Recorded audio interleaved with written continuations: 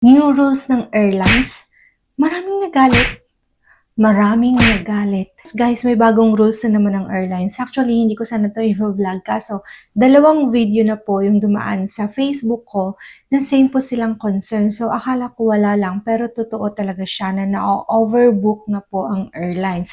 So, ang ginagawa nila is hindi kasi nila alam at saka bago ito guys na hindi nag-check-in before yung mga passenger kasi hindi naman nakasanayan ng iba, di ba? Na mag-check-in before flight. So ngayon, ang nangyayari, ang concern nila is pagdating nila sa airport, hindi sila nakasakay kasi ang sabi ng airlines is puno na yung seats nila. So nagtataka yung mga passenger, bakit puno na yung seats pero nag-book pa rin sila. Ganito po kasing nangyayari.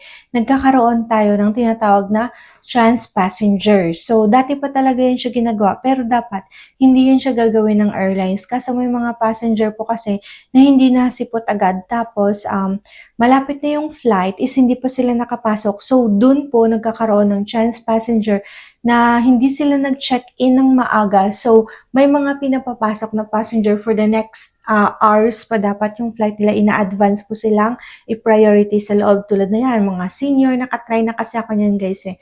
Meron ako noong client sa Boracay. Tapos, sabi ng agent daw sa kanila is marami pa daw vacant sa plane. Kaya kukuha sila ng mga passenger for the next hours. Like, for example, 8 a.m. lilipad yung plane na yun. So, ang flight ng client ko is nasa 10 a.m. Sila yung next na flight. So, dahil maraming vacant, pinapasok na nila yung mga senior, ganun guys, yung mga bata, or di kaya yung mga kailangan ng medical, na kailangan na talagang bumalik sa Manila, ganun, or dun sa mga taong nakakaalam ng tinatawag na chance passenger. Na halimbawa, nakabook sila ng hapon, gusto nilang mapaumaga, yan, pwede kasi yon. So, kaya ganun guys ang nangyayari. So, pag hindi ka nag-check-in talaga early, dati pa yan siya actually, pero parang ngayon, mas marami na pong naiiwan sa plane. So, gusto ko lang i-explain sa inyo ang topic na to para mas maunawaan din ng mga naiiwan at para wala na ring maiwan next time. Wonderfly Travel Agency guys. So far sa amin, kasi chine-check-in ko talaga yung passenger ko ng mas maaga. Kasi guys, iba-ibang airlines, iba-iba yung check-in time. Ngayon, nag-aalaw yung AirAsia ng almost 1 week bago mag-flight. 1 to 2 weeks, pwede na sila magpa-check-in. As of now, yan guys ha, nag-iiba pa naman yung rules. Kasi before, nag-aalaw sila ng 72 hours. Magre-release na sila ng boarding pass. So, next na Cebu Pacific is 24 hours naman. And then, for the Philippine Airlines, Cebu Pacific, kung hindi ako nagkakamali, 72 to 42 hours ngayon.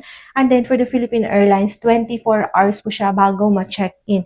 So, kailangan, bago kayo pumunta sa airport, marunong talaga kayo mag-check-in online. Yun na po ang mahalaga ngayon. Kasi pag hindi, pwede kayong, like kung madelay kayo sa flight nyo, hindi kayo nakapag-check-in maaga, syempre iisipin na ng mga agent noon or ng mga airport employee guys na hindi na talaga kayo makakapasok. I mean, yung hindi na kayo sasakay kasi hindi naman kayo naka-check-in.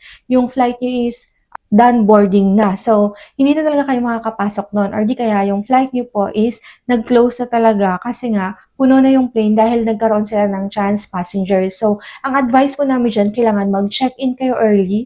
Kung kayo nag-book ng flight nyo, meron pong ini-email ang airlines na kailangan mag-check-in na po kayo. So, kung hindi kayo nag-book ng flight nyo guys, tanungin nyo yung nag-book, kung may email ba yung airlines na pwede na mag-check-in, saka po kayo mag-check-in. So, wag nyo po yung kalimutan. Yun yung friendly reminders ko ngayon at hindi na kailangang maipabukas. Kung mapapansin nyo, nakapantulog na ako. At during ganitong oras talaga yung patulog na, doon ako nag-vlog guys kasi baka makalimutan ko pa bukas o marami pang gagawin. So, very important yung topic na to para hindi kayo maiwan. Kailangan ngayon mag-advance check-in. Huwag nyo nang hintayin na makarating pa kayo sa airport, doon kayo mag-check-in. Kasi nga, nagkakaroon na ng chance passenger. Mas marami na ngayon yung pinapapasok sa plane at marami nang nakakaalam ng rules na yan. So, that's all for today's video para hindi po kayo maiwan sa flight. Again, mag-check-in online po kayo.